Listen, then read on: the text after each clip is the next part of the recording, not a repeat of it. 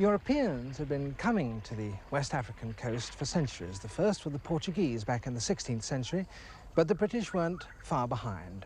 And I'm standing in the remains of one of the British trading posts that were put up here at the end of the 19th century. To this place came loads of palm oil and palm kernels, most of which was shipped to Liverpool for making into soap. And it came from the hinterland. At that time, it was a little-known country and ruled by a number of African kings, the most powerful of whom was the Oba of Benin. The first Portuguese visitors had brought back many stories of the Oba's military might and thought him so powerful that they took back an ambassador to Lisbon to be received by the King of Portugal. The Oba was a human god, so sacred that no commoner could look in his face. On the few occasions he left his palace, he was preceded by musicians and leopards, the symbols of his power. He owned dwarfs, just as European kings did at that time. He also practiced human sacrifice in order to sweeten his land with blood.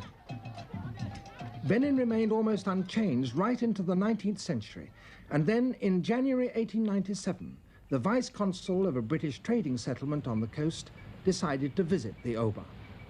The Oba had recently accepted a trading agreement with the British, but he wasn't keeping it. No palm nuts or palm oil were coming out of his territory, so the Oba had to be reprimanded.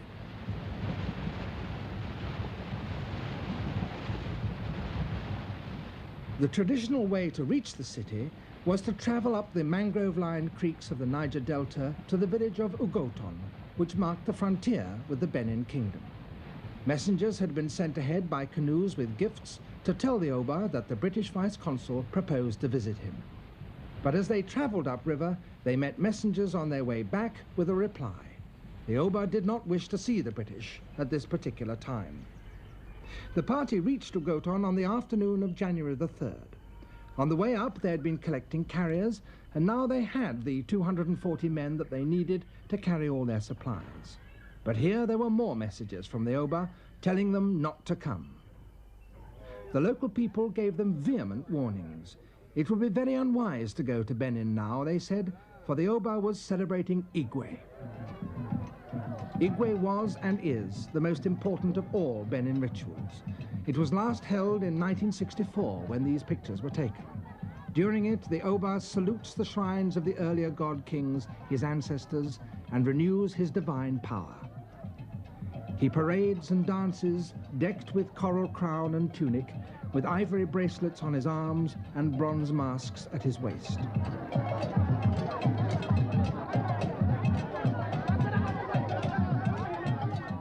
And sacrifices are made. Only by blood may the land be cleansed of corruption and kept pure.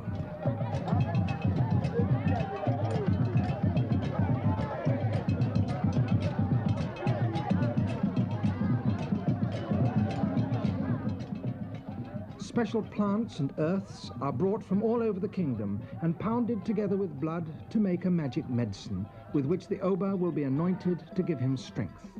And in 1897, as in previous years, the climax of Igwe was to be the sacrifice of a man. It may be that the Oba was trying to prevent the British vice-consul from seeing these grisly rites. At any rate, his messengers did their best to persuade the British to delay, if only by a few days. But Vice-Consul Phillips was not to be put off, and with his British companions and 240 carriers, he left Ugoton at 7 o'clock on the morning of the next day, January the 4th. Their only weapons were revolvers, and those they packed away in their baggage to emphasize that they were coming in peace. Yet they knew that the sacred and secret rituals of Igwe were continuing in the city even as they marched.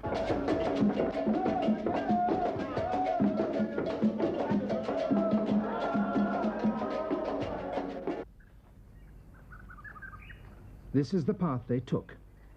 It is so thin and narrow that they had to march in single file, and it wound through the thickest bush.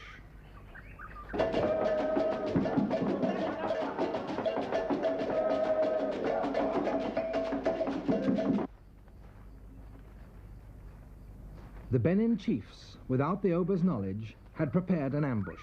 and at 3 o'clock in the afternoon of January the 4th, Vice-Consul Phillips led his men straight into it.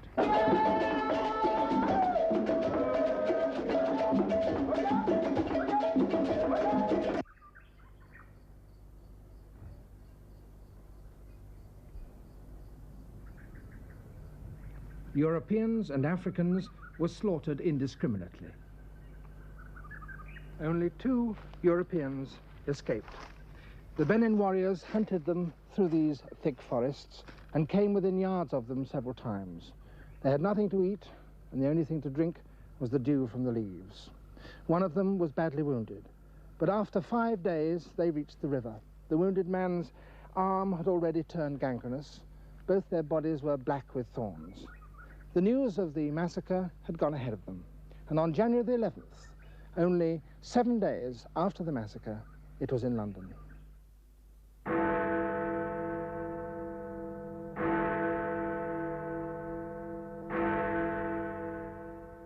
A punitive expedition had to be mounted.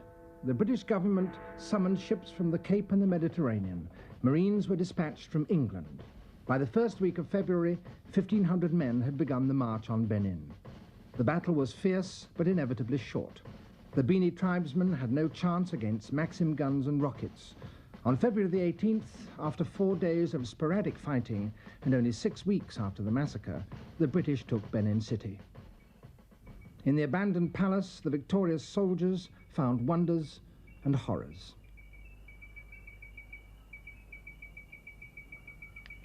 The Oba, in panic at the impending revenge of the British, had, it seemed, embarked on an orgy of human sacrifice in an endeavour to stave off disaster, and the bodies of the dead lay in pits beneath the trees on which many of them had been crucified.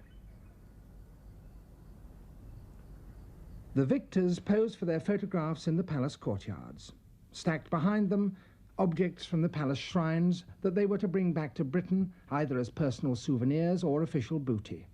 There was an astonishing number: sculptures of ivory, wooden masks, huge elephant tusks covered along their length with elaborate scenes.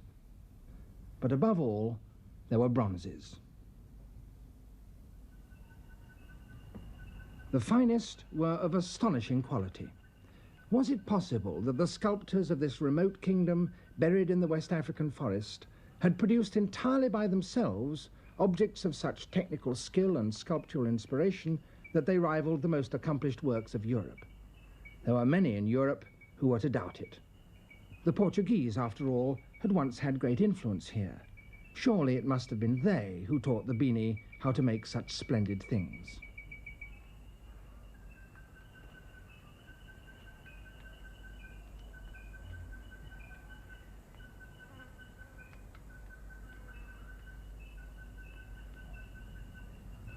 The British government, which was concerned with neither romance nor scholarship, put the loot on sale in order to defray the cost of the expedition to the taxpayer.